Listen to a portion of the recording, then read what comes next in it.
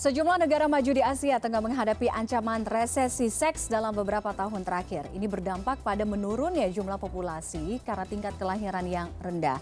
Lalu mengapa ini bisa terjadi? Kami bahas malam hari ini bersama Miguel Angel Esquivias, peneliti Fakultas Ekonomi Bisnis Universitas Airlangga. Selamat malam Mas Miguel. Halo, selamat malam Tiffany, dan Yes. selamat malam untuk semua penonton CNN. Terima kasih sudah bergabung dengan kami malam hari ini. Kita berbicara mengenai ancaman resesi seks yang terjadi di beberapa negara maju di Asia seperti di China, Tiongkok, kemudian Jepang, Singapura, Korea Selatan. Mengapa hal ini bisa terjadi, Mas Miguel? Baik, ya ini memang sesuatu yang mulai bukan tahun ini atau tahun lalu, tapi sudah beberapa dekade terakhir ya.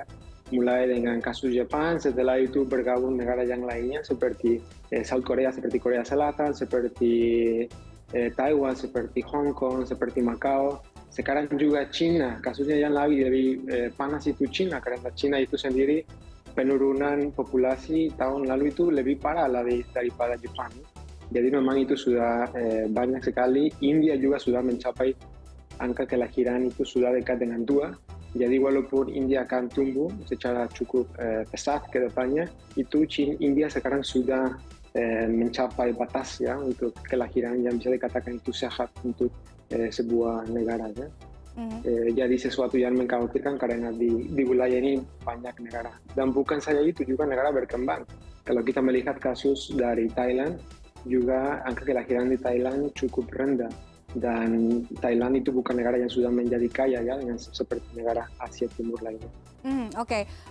Negara-negara yang tadi kita sebutkan sadar betul dengan bayang-bayang ancaman ini dari beberapa tahun lalu, sehingga mereka memutar otak mencari solusi. Salah satunya seperti Jepang, bagaimana mengatasi ancaman resesi seks ini dengan upaya misalkan upaya perjodohan, kemudian membentuk badan anak dan keluarga. Apakah Anda melihat hal-hal cara-cara seperti ini bisa menjadi solusi yang tepat? Baik, sayangnya itu bukan saya di kasus Asia ya, tapi di negara Barat lainnya mereka juga sudah berupaya, sudah menggunakan banyak sekali jenis untuk program atau upaya pemerintah, apakah itu berbentuk untuk bantuan langsung tunai atau memberikan fasilitas untuk sekolah atau jasa untuk menitipkan anak dan jasa perjodohan, dan banyak sekali itu upaya dari pemerintah. Sayangnya itu hampir tidak ada ya kasusnya di mana kebijakan tersebut itu bisa berhasil ya untuk mengembalikan tren atau laju pertumbuhan populasi. Memang ada beberapa masalah yang cukup serius dalam kasus ini, no? Pertama, kalau kenapa itu terjadi penurunan ya, pertama karena semakin lama ya, semakin tinggi pendidikan dari seseorang itu adalah cenderungan untuk menunda waktu pada saat mereka mau menikah. Dan juga penunda waktunya ketika mereka mau memiliki anaknya. Dan bukan saja itu, tapi cost of living ya, atau biaya hidup di hampir semua negara yang maju seperti yang tadi kita diskusi, biaya hidup itu cukup mahal. Tekanan juga ya dari masyarakat, mereka harus bersaing dengan untuk mengikuti beberapa ujian dan lain-lainnya, sehingga buat suasana itu sangat sulit ya.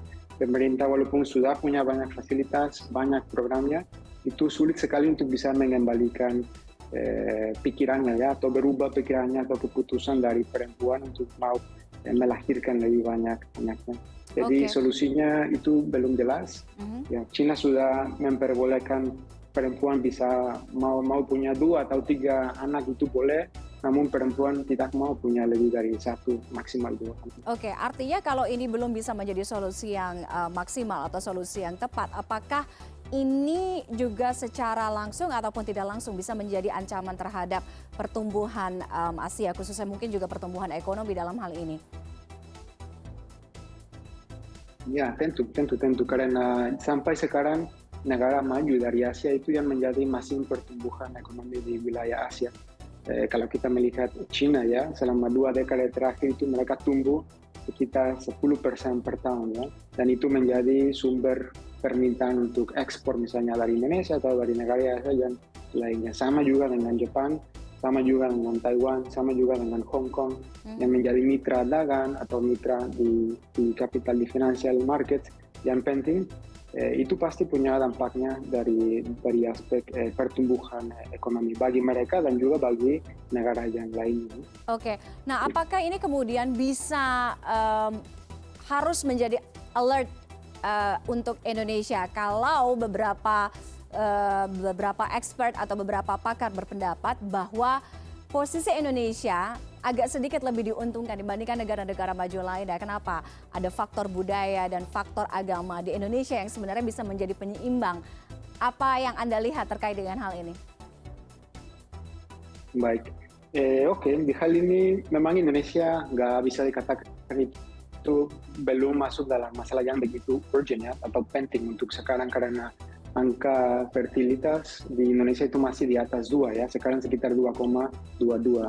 Namun kalau kita melihat sudah lebih dari 1 dekade, sudah hampir 30 tahun di mana angka fertilitas itu mulai menurun sekitar 0,9% per tahun. Jadi berarti dalam 30 terakhir, angka kelahiran di Indonesia itu sudah menurun 30%. Dan pada tahun 2031 sudah ada perkiraan ya, estimasi bahwa Indonesia juga akan masuk dalam klub di mana fertilitas itu di bawah 2,1. Jadi saya sendiri tidak berpendapat dengan ahli di Indonesia yang mengatakan bahwa Indonesia itu masih aman. Saya melihat setelah 30 tahun itu sulit sekali untuk bisa mengembalikan laju pertumbuhan penduduk di Indonesia ya. Okay. Apalagi kampanye dari Indonesia itu sudah berpuluh-puluh tahun itu untuk mempromosikan 2 anak cukup. Apalagi juga fasilitas itu belum disediakan dengan cukup baik menurut saya ya untuk memfasilitasi bahwa perempuan di Indonesia itu bisa punya lebih banyak anak ya. Okay. Jadi masih ada keterbatasan dalam misalnya pendidikan, no? Di jasa penitipan anak itu di Indonesia itu masih terbatas. Anggaran yang dialokasi untuk itu masih di bawah 0,05% ya. Dan idealnya itu adalah 1%. Jadi berarti masih di bawah 25 kali yang ideal ya untuk bisa menyediakan layanan untuk anak yang lebih baik. Ya. Jadi saya merasa sayangnya Indonesia juga akan masuk dalam klub ini. Oke, pemerintah Indonesia ingin membatasi jumlah anak agar bisa memperoleh bonus demografi. Nah, salah satunya untuk bisa keluar dari middle income trap atau negara berpendapatan menengah. Nah, apakah dengan upaya menekan angka kelahiran ini bisa saja kebablasan atau berdampak kebablasan ini semakin menurun lagi? Yes, akan semakin menurun. Jadi nggak ada, sayangnya itu seharusnya nggak ada studi empirik ya, yang mendukung bahwa dengan fertility control atau dengan pengendalian populasi, sebuah negara itu bisa tumbuh lebih cepat. Jadi itu adalah sebuah formula, sebuah resepi yang sudah dikembangkan oleh negara maju untuk mengendalikan itu pertumbuhan ekonomi khususnya di negara berkembang. Namun itu nggak ada hubungan langsung dengan adanya itu manfaat dari bonus demografi. Bonus demografi kita bicara lebih ke productivity, lebih ke jumlah anak muda yang lebih besar dibandingkan dengan orang tua. Jadi dependency ratio dan lain-lainnya itu bisa membantu.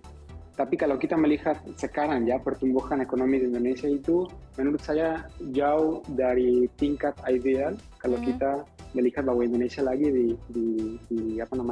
lagi seharusnya di bonus demografi. Harusnya Indonesia harus tumbuh 2 kali lipat untuk bisa menikmati bumi tersebut. Oke, baik. Terima kasih Miguel Angel Esquivias, peneliti Fakultas Ekonomi Bisnis Universitas Airlangga sudah bergabung dengan kami malam hari ini. Selamat malam, sehat selalu.